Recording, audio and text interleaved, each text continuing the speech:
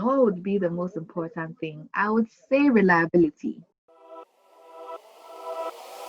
I would say that the customer service is really good.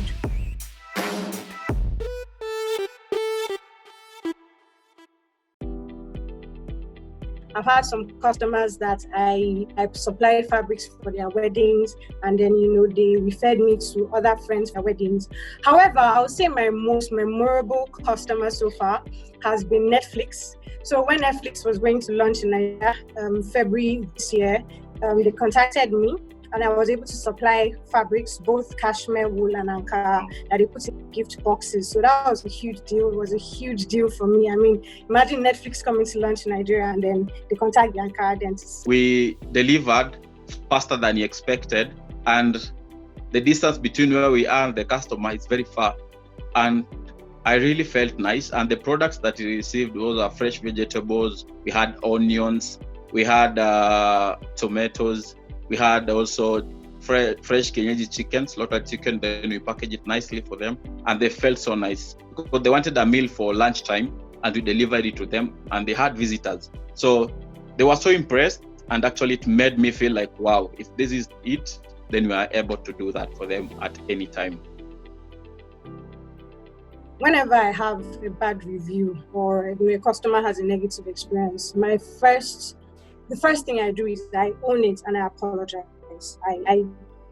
Because I believe in under promising and over delivering. Sometimes I try to make it right in whatever way I can. Sometimes it may be okay, discount on your next offer. I remember there was a particular customer who complained about a fabric, and what I did was that I sent her another fabric, the exact same thing but another quality at no cost, and she was actually angry that I sent her another fabric. So I was like, you can't please people completely, but my first port of call is to apologize and see what I can do to make it right. So there's a time also when we're just doing our delivery, there's a delicate product that we wanted to deliver, and then from the time it was taken from the store and then packaging, and then you see that process of transporting it had some small hitch, and you see customers are very sensitive.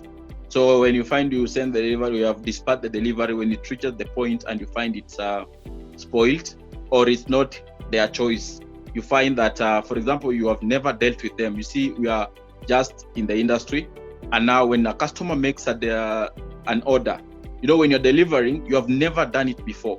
Maybe you have asked them the description of a product, and then you try to imagine this is it. When you deliver, you find that you have not satisfied them 100%, maybe 90%, and you see that 10% or 99%, that 1% is very crucial.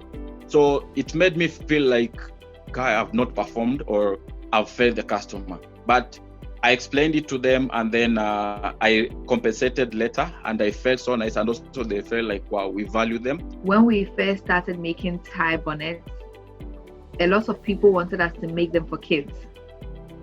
And we had to explain to them that before we put something on the market, we don't just design it and just put it out. It needs to go through a lot of tests and trials.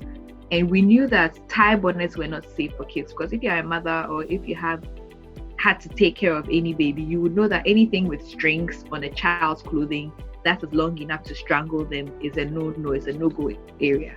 So yeah, we've had back and forth with stuff like that, having to deal with some customers who still want it and us having to protect our brand, because when they buy it, if we make it available to them for purchase and they get it and something happens, they're not going to say it's my fault. They're not going to say that Tinkertresses told us it wasn't advisable and we still went ahead with it. They're going to say, I bought the bonnet from Tinkertresses and it has strangled my baby.